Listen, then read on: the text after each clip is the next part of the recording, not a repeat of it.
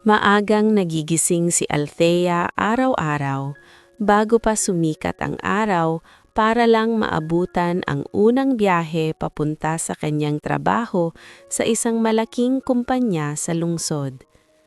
Tahimik ang kanyang umaga, kadalasan ay kape lang at pandesal ang kanyang agahan, habang iniisip kung paano pa niya mapagkakasya ang kanyang kinikita para sa pamilya niyang naiwan sa probinsya. Hindi madali ang buhay niya bilang isang janitress, pero hindi siya nagrereklamo. Sanay na siya sa pagod, sa pagwawalis ng sahig, sa paglilinis ng mga opisina at sa pag-aayos ng kalat ng ibang tao na madalas ay hindi man lang siya pinapansin. Sa loob ng kumpanya, parang hangin lang siya sa paningin ng karamihan. May ilan na hindi man lang siya tinatawag sa pangalan, kundi simpleng ate o minsan ay hindi na pinapansin. Pero para kay Althea, hindi iyon mahalaga. Ang mahalaga ay marangal ang kanyang trabaho at may napapadala siya sa kanyang pamilya buwan-buwan. Sa tuwing naiisip niya ang kanyang mga magulang at nakababatang kapatid, napapangiti siya kahit pagod ang kanyang katawan. Isang hapon, habang naglilinis siya sa labas ng building, napansin niya ang isang binatang nakaupo sa gilid ng bangketa. Nakayuko ito, tila pagod na pagod, at halatang hindi kumakain ng maayos sa itsura nito. Gusgusin ang suot nitong damit at parang ilang araw nang walang maayos na tulog. Sa dami ng taong dumadaan, walang ni isa ang pumapansin dito, parang wala lang itong halaga sa kanila. Huminto si Althea sa kanyang ginagawa at tinitigan ang binata. May kung anong kurot sa kanyang puso na hindi niya maipaliwanag. Alam niya ang pakiramdam ng nahihirapan nang walang tumutulong, kaya hindi niya kayang baliwalain ang nakikita niya. Dahan-dahan siyang lumapit at bahagyang yumuko para makita ang mukha nito. Mahina ang boses ng binata nang magsalita ito, halos hindi marinig. "Ayos lang po ako," sagot nito, pero halata sa mukha nito na hindi iyon totoo. Umupo si Althea sa tabi nito at inilabas mula sa kanyang bag ang baon niyang tinapay at isang maliit na bote ng tubig. "Kain ka muna, mukhang hindi ka pa kumakain," sabi niya habang inaabot ang pagkain. Nagulat ang binata at tila nag-alinlangan sa una, pero sa huli ay tinanggap din nito ang inaalo ni Althea. "Salamat po," mahina nitong sabi, sabay gabit sa tinapay na parang matagal na itong hindi kumakain. Tahimik silang dalawa habang kumakain ng binata. Ramdam ni Althea ang pagod at lungkot nito kahit hindi ito nagsasalita. Maya-maya, nagtanong siya ng mahinahon, "Anong pangalan mo?" "Adrian po," sagot nito matapos lumunok. Ngumiti si Althea. "Ako si Althea, dito ako nagtatrabaho bilang janitress." Tumanggo si Adrian at muling nagpasalamat. "Naghahanap lang po ako ng trabaho. Ilang araw na rin po akong paikot-ikot dito, pero wala pa rin akong napapasukan." Napatingin si Althea sa building na kanyan pinagtatrabahuan. Alam niyang mahigpit ang kumpanya sa pagkuha ng empleyado at hindi basta-basta nakakapasok ang kahit sino. Pero sa kabila nito, hindi niya maiwasang maawa sa kalagayan ng binata. "Hindi madali dito," sabi niya, "pero huwag kang mawawalan ng pag-asa. Darating din ang para sa'yo." Tumanggo si Adrian at sa unang pagkakataon ay bahagyang ngumiti siya. "Salamat po ate, kahit papaano gumaan pakiramdam ko." Mula noon, naging bahagi na ng araw ni Althea ang pagtingin kay Adrian tuwing break niya. Minsan ay dinadalhan niya ng konting pagkain, minsan ay simpleng usapan lang ang binibigay niya. Sa bawat pag-uusap nila, napapansin niyang matalino si Adrian at maayos magsalita, Kaikaiba sa inaasahan niya sa isang taong nasa ganoon kalagayan. Hindi niya maiwasang magtaka kung bakit tila hindi bagay ang sitwasyon nito sa paraan ng pananalita at pag-iisip nito. Pero pinili niyang huwag na lang usisin. Para kay Althea, sapat na ang makatulong siya kahit sa simpleng paraan. Habang lumilipas ang mga araw, unti-unting nabuo ang isang tahimik na pagkakaibigan sa pagitan nila. Isang pagkakaibigan na nagsimula sa isang simpleng alok ng tinapay at tubig at sa isang pusong hindi kayang baliwalain ang kapwa na nangangailangan. Hindi alam ni Althea na ang simpleng kabutihang ipinakita niya ay may dalang malaking pagbabago sa kanyang buhay at sa buhay ng binatang akala niya ay isang ordinaryong taong naghahanap lamang ng trabaho. Mula ng unang magkakilala sina Althea at Adrian, naging bahagi ng araw ni Althea ang pagsulyap sa labas ng building tuwing break niya. Hindi niya alam kung bakit, pero tila may kakaibang pakiramdam na nagbibigay sa kanya ng konting saya sa gitna ng kanyang nakakapagod na trabaho. Sa bawat araw na lumilipas, mas lalo niyang napapansin ang kabaitan at kahinhinan ng binata, kahit sa simpleng paraan ng pakikipag-usap nito. Isang tanghali, dala ang baon niyang pagkain, muli siyang lumabas at hinanap si Adrian sa paborito nitong pwesto sa gilid ng bangketa. Doon niya ito nadatnan, nakaupo at tila malalim ang iniisip habang nakatingin sa mga dumadaang sasakyan. Umupo si Althea sa tabi nito at iniabot ang pagkain. "Kumain ka muna," mahinahon niyang sabi. Nagpasalamat si Adrian at tinanggap ang pagkain. Habang nakakain ito, napansin ni Althea kung gaano ito kaingat at kaayos kumilos. Hindi ito padalos-dalos at kahit gutom ay hindi nawawala ang paggalang nito sa bawat kilos. Napangiti siya nang napansin niyon. "Matagal ka na bang naghahanap ng trabaho?" tanong ni Althea habang nakatingin sa kanya. Tumanggo si Adrian. "Opo, kung saan-saan na rin po ako nag-apply, pero parang wala talagang tumatanggap." Napabuntong hinga si Althea. "Mahirap talaga ngayon, kahit dito hindi basta-basta nakakapasok." Sandaling natahimik ang dalawa, pero hindi iyon nakailang. Sa halip, parang naging komportable na ang presensya ng isa't isa. Habang nag-uusap sila, may ilang empleyado ang dumaan at napatingin sa kanila. May ilan pa ngang nagbulungan habang nakatingin kay Althea at sa binata.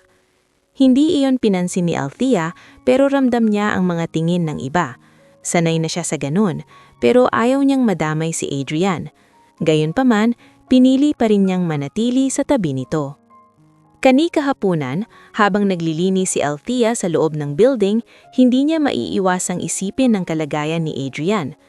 Alam niyang hindi ito pwedeng manatili lang sa labas araw-araw. Kailangan itong makapagpahinga kahit sandali sa maayos na lugar.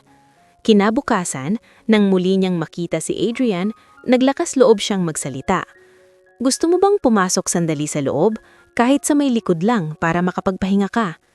Nagulat si Adrian sa alok, agad itong umiling. "Ayos lang po, baka mapagalitan kayo." Ngumiti si Althea. "Sandali lang naman, walang makakapansin." Sa huli, napapayag din si Adrian. Dahan-dahan siyang pinapasok ni Althea sa gilid ng building, sa lugar na hindi gaanong dinadaanan ng mga empleyado. Doon siya pinaupo at pinahinga sandali. Halata ang ginhawang naramdaman ng binata, para bang matagal na itong hindi nakakaranas ng ganoong katahimikan. Habang pinagmamasdan niya si Adrian, mas lalo niyang napansin ang kakaibang aura nito. Hindi ito mukhang karaniwang taong napadpad sa kalsada, may kakaibang kumpiyansa sa tindig nito kahit pagod, at may lalim ang mga mata na tila maraming pinagdaanan. Hindi nagtagal, naputol ang katahimikan nang may biglang sumigaw. "Anong ginagawa niyo dito?" Napalingon si Althea at nakita ang isang guard na nakatingin sa kanila, halatang galit. Nalati ang mata ni Althea at agad tumayo. "Sir, sandali lang po, nagpapahinga lang siya." Hindi siya pinatapos ng guard. "Bawal magpasok ng kung sino-sino dito. Alam mo ang patakaran." Napahiya si Althea habang nakatingin ang ilang empleyado na napadaan sa kanila. Ramdam niya ang bigat ng sitwasyon, pero hindi siya umatras. Pasensya na po sir, kailangan lang po niyang pahinga. Mas lalong nagalit ang guard. Hindi mo trabaho tumulong sa labas. Trabaho mo linisin ang loob ng building. Tahimik lang si Adrian sa tabi. Halatang naiilang at ayaw nang lumaki pa ang gulo. Ate, okay lang po. Lalabas na lang na po. Mahinang sabi nito. Pero bago pa ito tuluyang makaalis, dumating ang supervisor ni Althea na may seryosong mukha. Anong nangyayari dito? Ipinaliwanag ng guard ang nangyari at agad na patungin si Althea sa kanya na may halong dismaya. Althea, ilang beses na naming sinasabi ang patakaran, hindi ka pwedeng magpasok ng outsider. Napayuko si Althea. Pasensya na po ma'am, naaawa lang po ako sa kanya. Napailing ang supervisor. Hindi sapat ang awa dito, may rules tayo na dapat sundin. Sa harap ng lahat, ramdam ni Althea ang kahihiyan, pero sa kabila nito, hindi niya pinagsisihan ng ginawa niya. Alam niyang ginawa niya iyon dahil sa kabutihan ng puso niya. Tahimik na lumabas si Adrian ng building bago pa tuluyang lumaki ang gulo. Bago ito tuluyang mawala sa paningin, lumingon ito kay Althea at bahagyang tumanggo, parang nagpapasalamat. Nanatiling nakatayo si Althea habang pinagagalitan, pero sa loob niya, panatag siya. Kahit napahiya siya, alam niyang hindi mali ang tumulong sa kapwa. At sa pagkakataong iyon, mas lalo niyang napatunayan sa sarili niya na ang kabutihan ay hindi nasusukat sa posisyon, kundi sa puso. Kinabukasan, mas maaga pa sa dati ang dating ni Althea sa trabaho. Kahit kulang sa tulog, pinilit niyang mag-focus sa kanyang mga gawain. Ngunit hindi niya maalis sa isip ang nangyari kahapon. Ang pagkapahiya niya sa harap ng ibang empleyado, ang pagsita ng kanyang supervisor, at higit sa lahat, ang pag-alis ni Adrian na tila may mabigat na dinadala. Habang nagwawalis siya sa lobby, ramdam niya ang ilang tingin ng mga kasamahan niya. May ilan na parang may gustong sabihin pero pinipigilan lang. At may ilan namang hindi na nagtangkang itago ang kanilang panghuhusga. Bandang tanghali, tinawag siya ng kanyang supervisor sa maliit na opisina. Tahimik siyang pumasok at naupo sa harap nito. Hindi na siya nagulat sa seryosong ekspresyon ng kanyang amo. Althea, alam mo naman kung gaano kahalaga ang pagsunod sa patakaran. Mahinahong sabi ng supervisor, pero ramdam ang bigat ng bawat salita. Kung mauulit pa ito, mapipilitan kaming magbigay ng mas mabigat na parusa. Napayuko si Althea. Opo ma'am, hindi na po mauulit, sagot niya. Kahit sa loob-loob niya ay hindi niya alam kung kakayanin niyang tiisin ang hindi tumulong sa kapwa kung sakaling mangyari ulit iyon. Alam niyang may mali sa ginawa niya ayon sa patakaran, pero para sa kanya, hindi maling ang tumulong.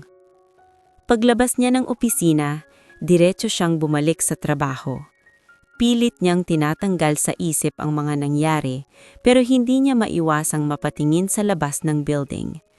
Hinahanap ng kanyang mga mata ang pamilyar na figura na nakaupo sa gilid ng bangketa. Ngunit sa pagkakataong iyon, wala si Adrian. Lumipas ang maghapon na hindi niya ito nakita.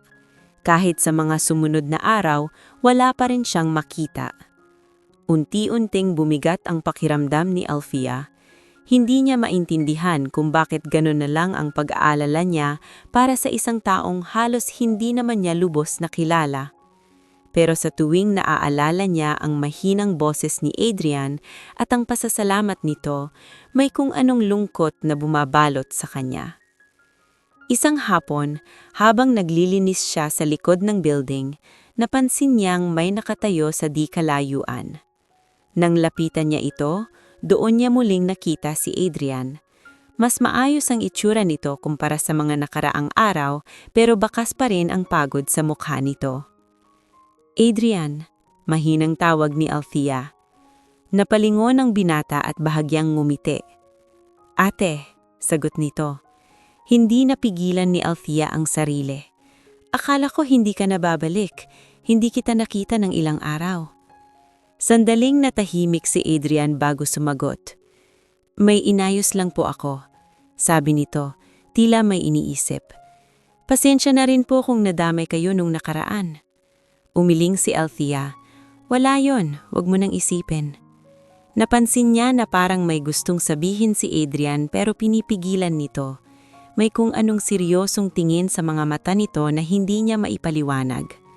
Parang may malalim itong iniisip na hindi niya kayang ibahagi. Salamat po talaga, biglang sabi ni Adrian. Sa lahat ng ginawa niyo para sa akin. Nagulat si Althea sa tono ng boses nito. Parang may halong pamamaalam. Anong ibig mong sabihin? Bahagyang ngumiti si Adrian pero may lungkot sa likod nito. Hindi ko lang po makakalimutan yung kabutihan niyo. Bago pa makapagtanyong si Althea, tumalikod na si Adrian at nagsimulang maglakad palayo. Napatayo si Althea. Gusto sana niyang habulin ito pero parang may pumigil sa kanya. Hanggang sa tuluyan na siyang mawala sa kanyang paningin. Naiwan siyang nakatayo, naguguluhan at may bahagyang panghihinayang. Hindi niya alam kung bakit parang may biglang nagbago sa pagitan nila. Parang may tinutos si Adrian nang hindi niya man lang naiintindihan. Sa mga sumunod na araw, hindi na muling nagpakita si Adrian. Binalikan ni Althea ang kanyang dating rutina pero may kulang na. Sa tuwing lalabas siya, hindi na niya makita ang binata na dati niyang kinakausap. Unti-unti, napilitan siyang tanggapin na baka hindi na talaga ito babalik. Sa kabila ng lahat, pinilit niyang ituon ang sarili sa trabaho. Mas naging tahimik siya, mas naging maingat sa bawat kilos. Hindi na siya muling lumabag sa patakaran, pero sa puso niya, nanatili ang alaala ng isang simpleng kapagkaibigan na nagsimula sa isang pirasong tinapay. Lumipas ang ilang linggo na tila bumalik sa dati ang takbo ng buhay ni Althea. Araw-araw pa rin siyang maagang pumapasok, tahimik na ginagawa ang kanyang trabaho, at umuuwi ng pagod ngunit kontento na kahit papaano ay may naipapadala siya sa kanyang pamilya. Unti-unti niyang sinubukang kalimutan ang biglaang pagkawala ni Adrian. Kahit may mga sandaling kusang bumabalik sa kanyang isip ang mga simpleng pag-uusap nila sa gilid ng bangketa. Sa tuwing mapapatingin siya sa dating pwesto nito, may bahagyang kurot pa rin sa kanyang dibdib, pero pinipili niyang magpatuloy. Sa loob ng kumpanya, naging mas istrikto ang pamamalakad ng management nitong mga nakaraang linggo. Madalas ang meeting ng mga opisyal at kapansin-pansin ang tensyon sa mga empleyado. Kahit ang mga dati ay masayahin, ay tila naging mas seryoso at maingat sa kanilang kilos. Isang umaga, habang naglilinis si Althea sa hallway malapit sa conference room, narinig niya ang usapan ng ilang empleyado. May bagong CEO daw na darating, bulong ng isa. Galing abroad, bata pa raw pero matalino, sagot ng isa pa. Napahinto si Althea sandali, nakikinig habang patuloy sa pagwawalis. Hindi siya sanay makialam sa mga ganitong usapan, pero hindi niya maiwasan na makaramdam ng kaba. Sa tuwing may bagong namumuno, kadalasan ay may kaisunod itong pagbabago. At sa mundo ng mga katulad niya, ang pagbabago ay madalas may kaakibat na panganib. Baka magtanggal ng empleyado, dagdag pa ng isa, na mas lalo pang nagpatindi ng tensyon sa paligid. Hindi na nagsalita si Althea, pero sa loob niya ay unti-unting nabuo ang pag-aalala. Hindi siya mataas ang pinag-aralan at alam niyang madali siyang mapalitan kung gugustuhin ng bagong pamunuan. Pero pinilit niyang kumalma. Wala namang sigurado at hindi niya pwedeng pangunahan ang mga bagay. Lumipas ang mga araw na puro bulong-bulungan ang maririnig sa bawat sulok ng kumpanya. Maging ang kanyang supervisor ay tila mas naging abala at mas maikli ang pasensya. Madalas ding may mga bisitang pumapasok sa building, mga taong halatang may mataas na posisyon. Lahat ay tila naghahanda sa isang malaking pagbabago. Isang tanghali, Habang naglilinis si Althea sa pantry, lumapit sa kanya ang isa sa mga kasamahan niya. "Narinig mo na ba? Sa susunod na linggo na raw ipapakilala yung bagong CEO," sabi nito. Bahagyang tumunggo si Althea. "Oo, may naririnig nga ako." "Kinakabahan ako," dagdag ng kasama niya. "Paano kung magtanggal siya ng mga janitors? Baka mag-outsource na lang sila." Hindi agad nakasagot si Althea. Alam niyang posible iyon. Sa dami ng kumpanyang nagtitipid, hindi malabong mangyari ang ganon. Pero ayaw niyang panghinaan ng loob. "Tingnan na lang natin," mahinahon niyang sabi. "Gawin na lang natin ang trabaho natin ng maayos." Gumiti ang kasama niya, pero halatang hindi pa rin nawawala ang pag-aalala.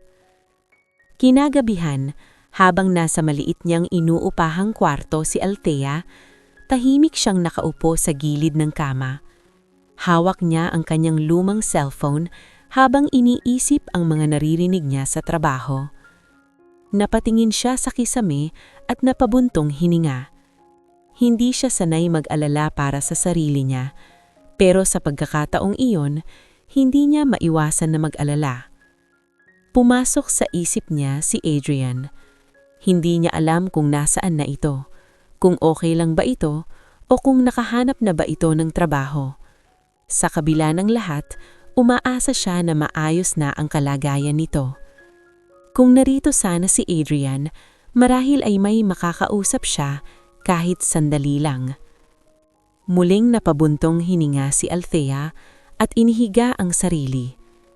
"Sana okay ka lang," mahina niyang bulong, kahit alam niyang walang makakarinig. Dumating ang araw ng anunsyo. Maaga pa lang ay abala na ang lahat sa kumpanya. Nilinis ng mabuti ang bawat sulok ng building, inayos ang lobby, at inihanda ang conference hall kung saan gaganapin ang pagpapakilala. Si Althea man ay doble ang sipag sa paglilinis kahit ramdam na niya ang pagod. Habang pinagmamasdan niya ang mga taong naglalakad-lakad, hindi niya maiwasang kumaba. Hindi niya alam kung anong klasing tao ang papalit na CEO, kung mabait ba ito o mahigpit, kung may malasakit ba ito sa mga empleyado o puro negosyo lang ba ang iniisip. Tahimik lang siya habang ginagawa ang kanyang trabaho, pero sa loob niya ay maraming tanong ang umiikot. Ano ang mangyayari sa kanya? Mananatili pa kaya siya sa kumpanya? O ito na ba ang simula ng pagbabagong hindi lang sa kanyang trabaho, kundi sa buong buhay niya? Dumating ang araw na matagal nang inaabangan at kinatatakutan ng lahat sa kumpanya. Maagang pa lang ay ramdam na ang kakaibang tensyon sa hangin. Ang labi ay mas maliwanag kaysa karaniwan.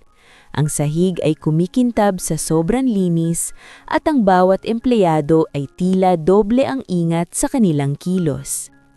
Si Althea ay tahimik lang na gumagawa ng kanyang tungkulin, hawak ang map habang pinagmamasdan ang mga taong nagdaraan. Lahat ay nakabihis ng maayos at halatang naghahanda para sa isang mahalagang pangyayari. Pinatawag ang lahat ng empleyado sa main hall para sa opisyal na pagpapakilala ng bagong CEO. Kahit ang mga tulad ni Althea na nasa maintenance ay inabisuhang dumalo. Medyo alanganin man siya, sumunod pa rin siya at tahimik na pumwesto sa bandang likuran ng malaking silid.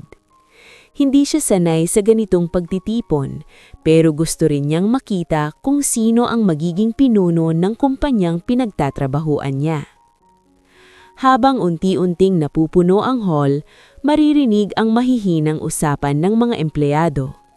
May halong kaba, excitement at curiosity sa bawat bulungan. Si Althea naman ay tahimik lang nakatingin sa entablado habang hinihintay ang magsisimula. Pinilit niyang pakalmahin ang kanyang sarili pero hindi niya maitatanggi na may kaba rin siyang nararamdaman. Maya-maya umakyat sa entablado ang isa sa mga matataas na opisyal ng kumpanya at nagsimulang magsalita. Ipinakilala nito ang mga pagbabago sa pamumuno at ang dahilan kung bakit may bagong CEO. Ngunit halos hindi na iyon narinig ni Althea dahil nakatutok ang kanyang pansin sa sandaling tatawagin na ang bagong pinuno. At dumating ang sandaling iyon. Ladies and gentlemen, let us welcome our new CEO. Malakas na sabi ng host. Unti-unting lumabas mula sa gilid ng entablado ang isang lalaking nakasuot ng maayos na suit. Matangkad, maayos ang tindig at may kumpiyansang aura. Sa unang tingin pa lang, halatang hindi ito basta-bastang tao. Habang naglalakad ito papunta sa gitna, nagsimulang pumalakpak ang mga tao sa paligid. Ngunit para kay Althea, tila huminto ang oras. Nanlaki ang kanyang mga mata habang nakatitig sa lalaking nasa entablado. Parang hindi niya makapaniwala sa kanyang nakikita. Unti-unti niyang naramdaman ang panlalamig ng kanyang mga kamay at ang mabilis na tibok ng kanyang puso. Si Adrian, ang binatang ilang linggo niyang tinulungan, ang lalaking nakaupo noon sa gilid ng bangketa na mukhang walang-wala, ngayon ay nakatayo sa harap ng lahat bilang CEO ng kumpanya. Halos hindi siya makahinga sa gulat. Napaatras siya ng bahagya. Tila gustong madising mula sa isang panaginip. Pero kahit anong gawin niya, malinaw ang kanyang nakikita. Ang boses, ang mukha, ang tindig, walang duda. Siya iyon. Nagsimulang magsalita si Adrian sa entablado. Ngayon ay may buong kumpiyansa at otoridad sa kanyang tinig. Ipinakilala niya ang kanyang sarili bilang bagong CEO at nagpasalamat sa lahat ng empleyado. Ang bawat salita niya ay malinaw at may bigat, malayong-malayo sa mahinhin at tila nahihiyang binatang unang nakilala ni Althea. Habang nagsasalita ito, hindi maiwasan ni Althea na balikan sa isip ang lahat ng mga sandaling magkasama sila. Ang pagbibigay niya ng tinapay, ang simpleng usapan nila, ang araw na pinapasok niya ito sa loob kahit bawal. Lahat ng iyon ay biglang nagkaroon ng ibang kahulugan. Hindi maaari, mahinang bulong ni Althea sa sarili. Samantala, si Adrian ay tila seryosong nakatingin sa mga tao habang nagsasalita. Paminsan-minsan ay sinusuyod ng kanyang mga mata ang buong hall, parang may hinahanap nito. Sa sandaling iyon, hindi maiwasan ni Althea na maramdaman na baka siya ang hinahanap nito. Pero agad niyang inalis ang ideyang iyon. Paano naman siyang mapapansin ng isang CEO? Isa lang siyang simpleng janitoris na halos hindi pinapansin ng karamihan. Nang matakos ang talumpati, muling umalingaw-ngaw ang palakpak sa buong hall. Ngunit si Althea ay nananatiling tahimik, hindi pa rin lubos na matanggap ang kanyang natuklasan. Pakiramdam niya ay parang biglang nagbago ang kanyang mundo sa isang iglap. Unti-unting simulang mag-alisa ng mga tao, nag-uusap tungkol sa bagong CEO, humahanga sa talino at itsura nito. Si Althea naman ay nanatiling nakatayo sa likuran, parang nakapako sa kanitatayuan. Hindi niya alam kung ano ang mararamdaman, gulat, hiya o takot. Naalala niya ang lahat ng pagkakataong tinulungan niya si Adrian, pati na rin ang araw na napahiya siya dahil dito. Bigla niyang naisip, paano kung maalala yon ng bagong CEO? Paano kung magalit ito dahil sa nangyari? Ngunit sa kabila ng lahat, may isang bagay na hindi niya maipaliwanag, isang kakaibang pakiramdam na tila may paparating pang mangyayari. Isang pagbabago na hindi pa niya lubos na nauunawaan. Habang tahimik siyang naglalakad pabalik sa kanyang trabaho, dala niya ang bigat ng kanyang natuklasan. Hindi na pareho ang lahat. Ang simpleng binatang tinulungan niya noon ay hindi pala basta-basta. At ang mundong kinagisnan niya sa loob ng kumpanyang iyon ay malapit na tuluyang magbago. Hindi pa rin lubos na makapaniwala si Althea sa mga nangyari kahit makabalik na siya sa kanyang mga gawain. Habang naglilinis siya ng sahig sa hallway, paulit-ulit sa kanyang isip ang imahe ni Adrian sa entablado, nakasuot ng maayos na suit at tinatawag bilang CEO ng kumpanya. Para bang dalawang magkaibang tao ang pinagsasama sa isang katauhan. Ang binatang tila walang-wala noon ay siya palang may pinakamataas na posisyon sa kumpanyang kanyang pinagtatrabahuan. Pilit niyang inalis sa isip ang lahat at nagpatuloy sa trabaho, ngunit hindi niya maiwasan ang kaba. Hindi niya alam kung ano ang mangyayari sa mga susunod na araw, lalo na nang biglang lumapit ang isang staff mula sa opisina. "Althea?" tawag nito. Napalingon siya at agad tumanggo. "Opo?" "Ipinapatawag ka sa office ng CEO." Para siyang binuhusan ng malamig na tubig. Hindi agad siya nakasagot. "Ako po?" tanong niya, tila hindi makapaniwala. Tumanggo ang staff. "Oo, ngayon na." Biglang bumilis ang tibok ng puso ni Althea. Hindi niya alam kung ano ang dahilan kung bakit siya ipinapatawag. Sa dami ng empleyado sa kumpanya, bakit siya pa? Dahan-dahan siyang naglakad papunta sa opisina ng CEO habang ang kanyang isip ay puno ng kung ano-anong posibilidad. Habang papalapit siya sa pintuan, lalo niyang nararamdaman ang kaba. Hindi niya maiwasang maalala ang lahat ng nangyari noon, ang pagtulong niya kay Adrian, ang araw na pinasok niya ito sa loob at ang pagkakataong napahiya siya dahil doon. Hindi niya alam kung iyon ba ang dahilan ng pagpapatawag sa kanya. Huminto siya sandali sa harap ng pintuan at huminga ng malalim bago kumatok. "Come in," narinig niyang sabi mula sa loob. Dahan-dahan niyang binuksan ang pinto at pumasok. Pagpasok pa lang niya, agad niyang nakita si Adrian. Ngayon ay nakaupo sa malaking mesa, maayos ang suot at may awtoridad sa kanyang presensya. Ngunit nang magtagpo ang kanilang mga mata, bahagyang nagbago ang ekspresyon nito. "Althea?" mahinahong tawag nito. Napayuko si Althea. "Sir," sagot niya, hindi alam kung paano kikilos. "Lumapit ka," sabi ni Adrian. Dahan-dahan siyang lumapit at tumayo sa harap ng mesa. Ramdam niya ang tensyon sa kanyang dibdib. Hindi niya kayang tignan ng direkta ang CEO, kaya nakayuko lang siya. "Hindi mo ba ako makikilala?" tanong ni Adrian, may bahagyang ngiti sa boses. Unti-unting itinaas ni Althea ang kanyang tingin. "Kilala ko po kayo." "Sir," sagot niya, pero halatang nahihiya. Napangiti si Adrian. "Hindi mo kailangang tawagin akong sir kapag tayo lang." Lalong napatigil si Althea. Hindi niya alam kung paano sasagot.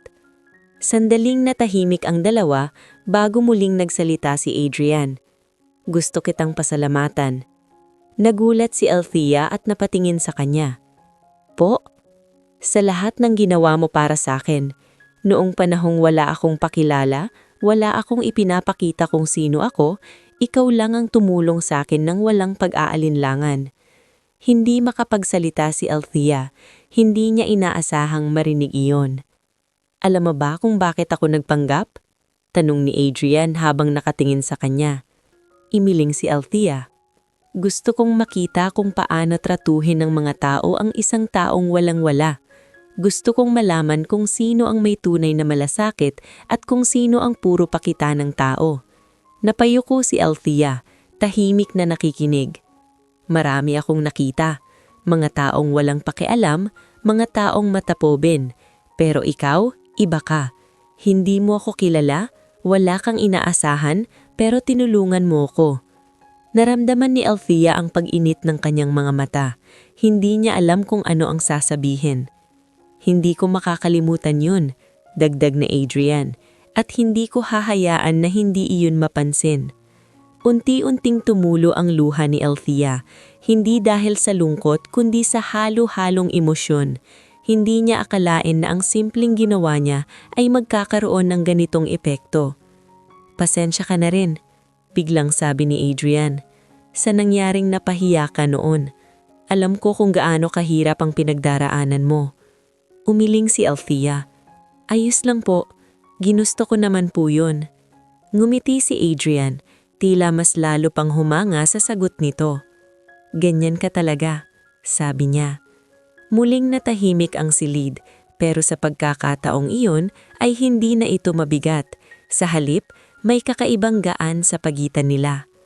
Sa loob ng opisinong iyon, nagsimulang magbago ang pananaw ni Althea sa mga nangyayari. Hindi na lang ito basta pagkakagulat, kundi unti-unting pag-unawa na ang simpleng desisyon niya noon ay may malaking kahitihinatnan. At sa harap ng lalaking minsan niyang tinulungan, ngayon ay nakatayo bilang pinakamakapangyarihan sa kumpanya, naramdaman niyang may panibagong yugto na magsisimula sa kanyang buhay, isang yugto na hindi niya kailanman inaakala. Matapos ang pag-uusap nila sa loob ng opisina, hindi agad nakaalis si Althea. Nakatayo pa rin siya sa harap ng mesa ni Adrian, tila pinoproseso ang lahat ng narinig niya. Hindi niya inaasahan na ang simpleng pagtulong niya noon ay magiging dahilan para mapansin siya ng taong nasa pinakamataas na posisyon sa kumpanya. Sa loob-loob niya, sapat na sana sa kanya na marinig ang pasasalamat, pero tila may iba pang gustong sabihin si Adrian. Umayos ng upo si Adrian at bahagyang sumandal sa kanyang upuan, seryoso ang mukha habang nakatingin kay Althea. "May gusto pa akong ialok sa'yo," mahinahon nitong sabi. Napatingin si Althea, halatang naguguluhan. "Po? Gusto kitang gawing supervisor," diretsong sabi ni Adrian.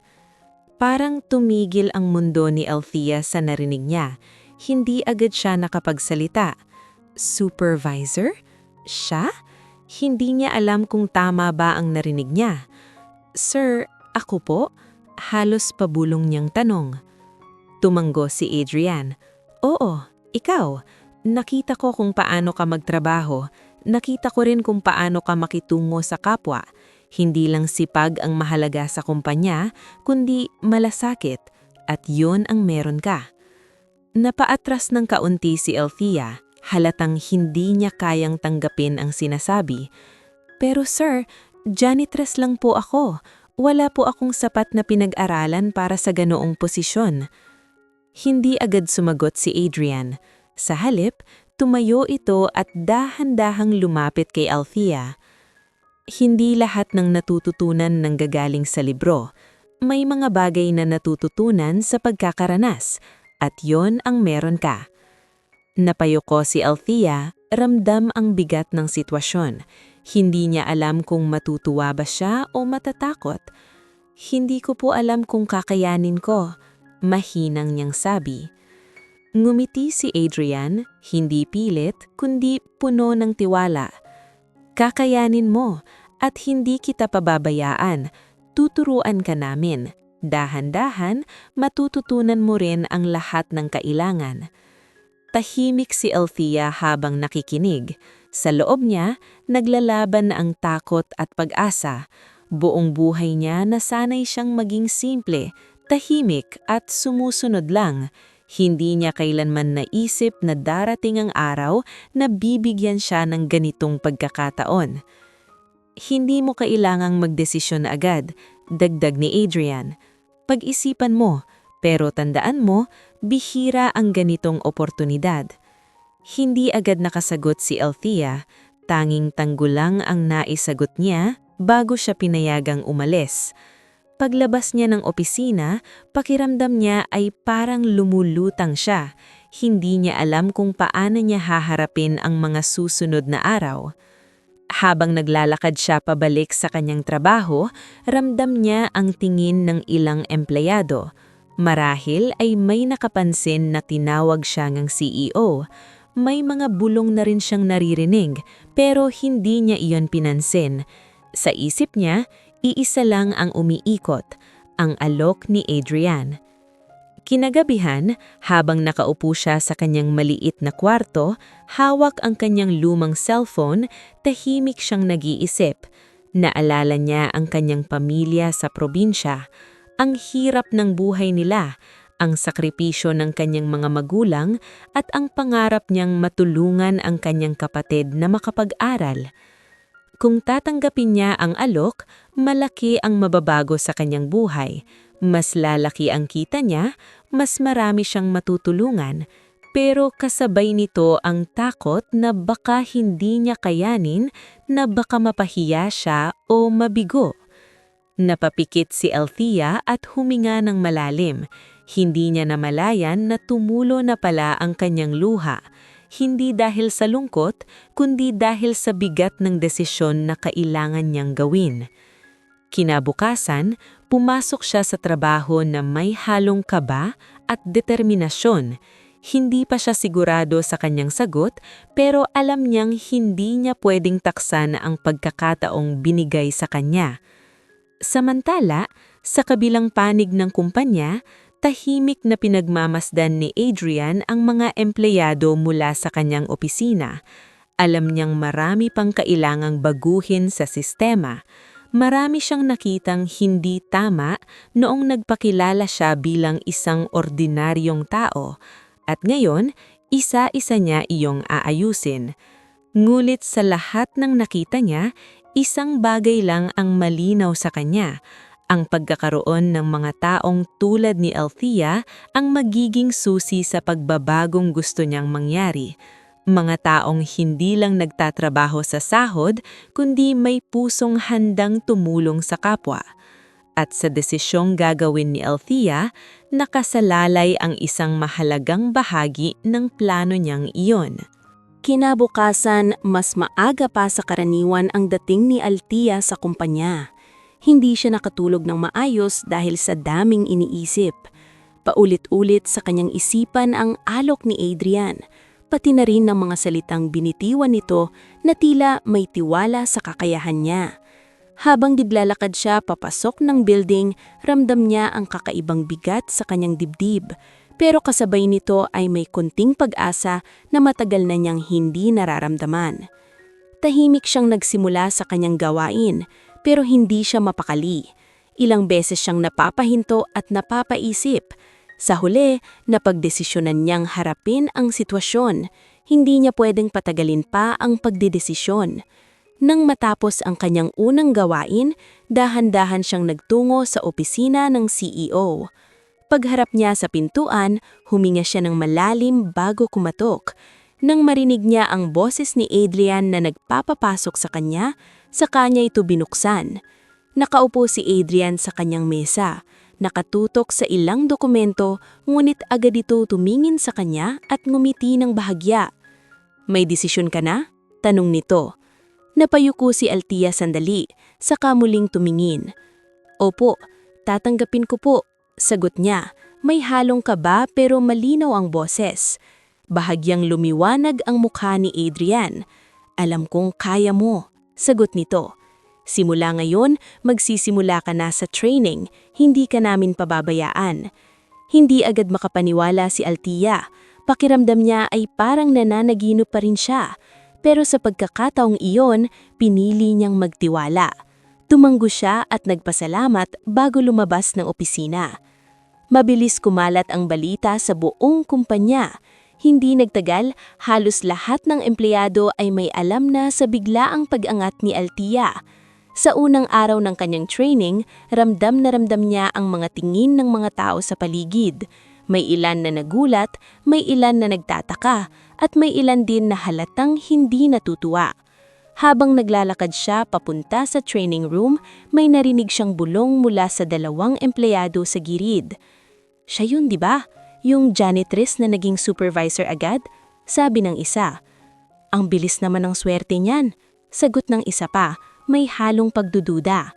Hindi na yun pinansin ni Althea, pero hindi niya may kakailang nasaktan siya. Alam niyang hindi magiging madali ang bagong posisyon niya. Hindi lang trabaho ang kailangan niyang harapin, kundi pati na rin ang tingin ng ibang tao sa kanya. Sa loob ng training room, tahimik siyang naupo at sinubukang mag-focus.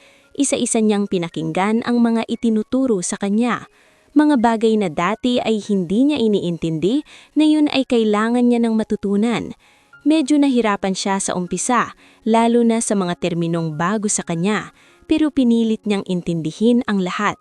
Sa bawat araw na lumilipas, unti-unti niyang natututunan ang mga bagong responsibilidad. Minsan ay nagkakamali siya, minsan ay nalilito, pero hindi siya sumusuko. Tuwing nararamdaman niyang nahihirapan siya, naaalala niya ang tiwalang ibinigay ni Adrian. May mga pagkakataon din na may empleyadong tila hindi siya sineseryoso. May ilan na hindi agad sumusunod sa kanyang utos at may ilan din na tila minamamaliit ang kanyang kakayahan. Pero sa halip na patulan ang mga ito, pinili ni Althea na maging mahinahon. Ginamit niya ang paraang na alam niya, ang pakikinig, ang pag-unawa, at ang pagpapakita ng respeto.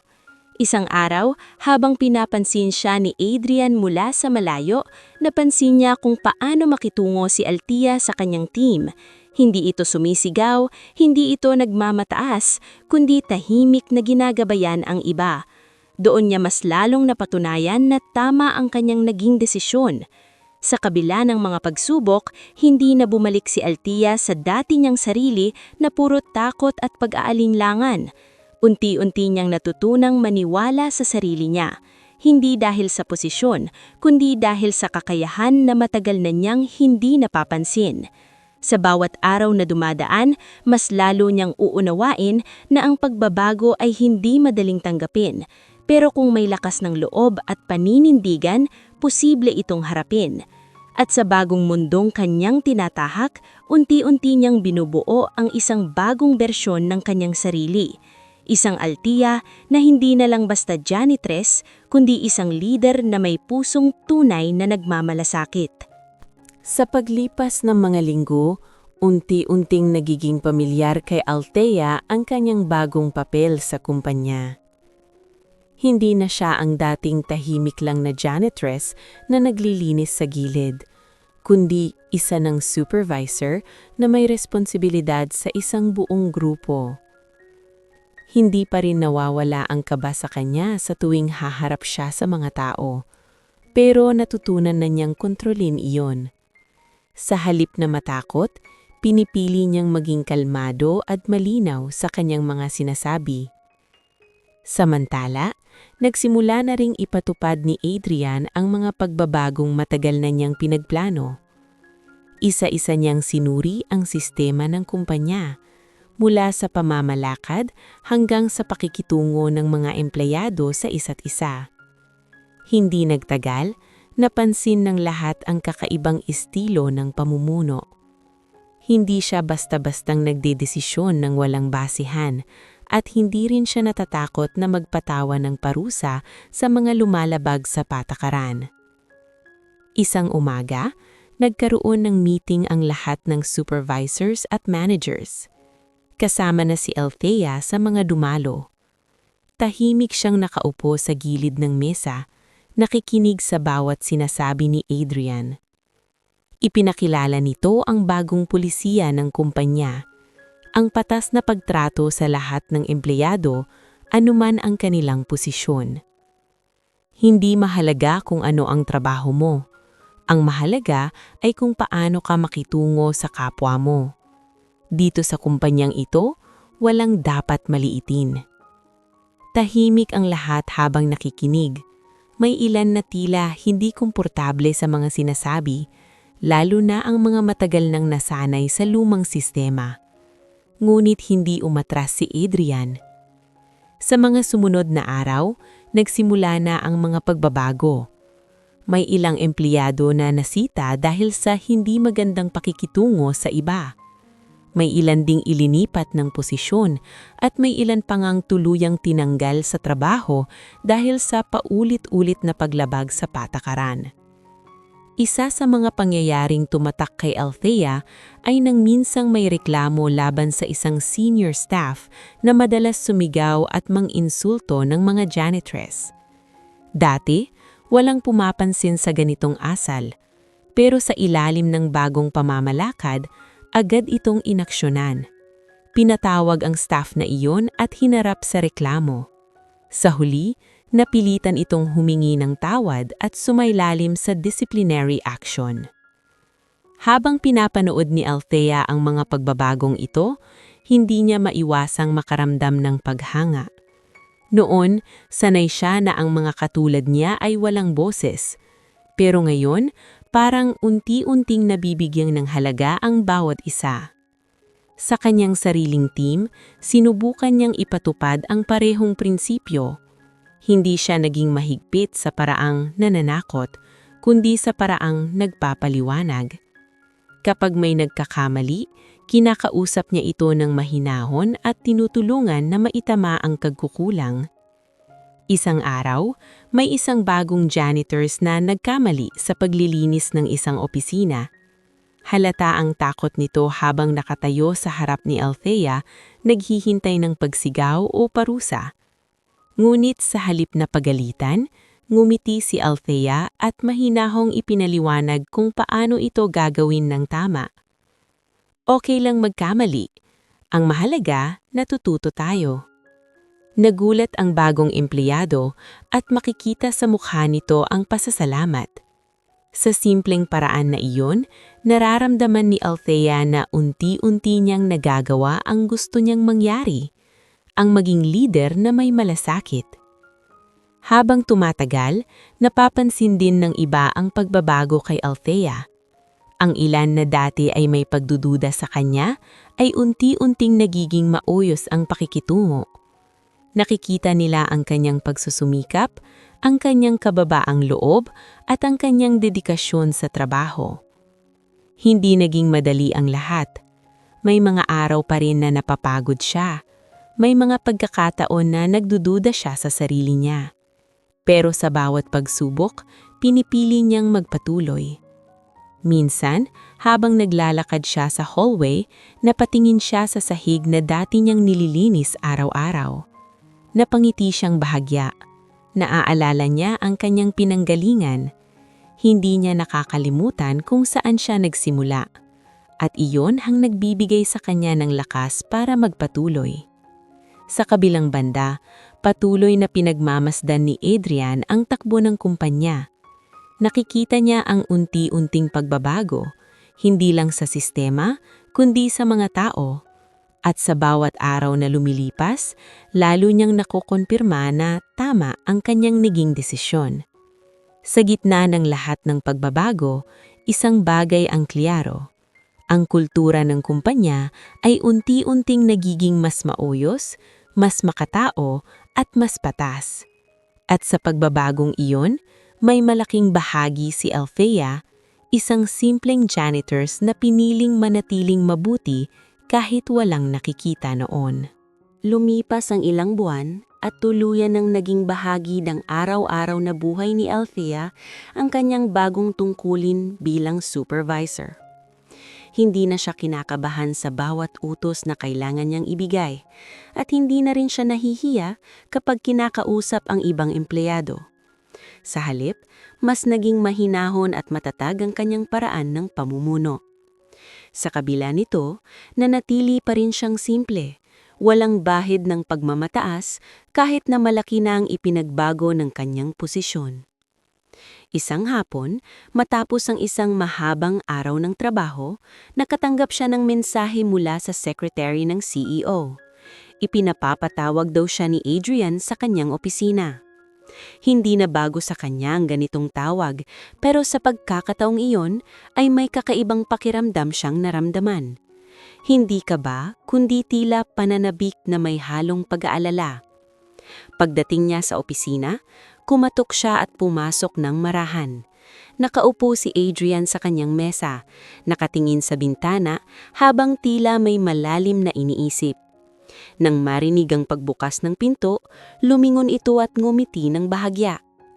"Althea, salamat at pumunta ka," sabi niya sa kalmadong boses. "May kailangan po ba kayo, sir?"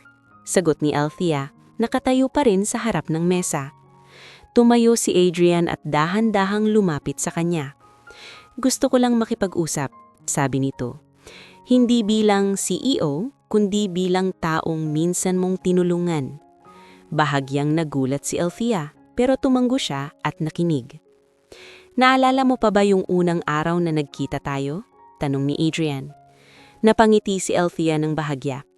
"Opo, nasa labas kayo, pagod na pagod at mukhang gutom," sagot niya. Tumanggo si Adrian. Oo, at ikaw ang nagbigay sa akin ng pagkain at tubig. Sa totoo lang, hindi ko inaasahan na may lalapit sa akin. Marami ang dumaan, pero ikaw lang ang huminto. Tahimik si Althea habang nakikinig. Sa loob niya, bumabalik ang mga alaala ng mga panahong iyon. Ang simpleng pakikipag-usap, ang pag-aalala niya sa isang taong hindi niya kilala. Alam mo, patuloy ni Adrian, doon ko nakita kung ano talaga ang kulang sa kumpanyang ito. Hindi sistema, hindi pera, kundi malasakit. Napayuko si Althea, hindi alam kung ano ang isasagot. Ikaw ang naging dahilan kung bakit ako nagdesisyon na baguhin ang lahat.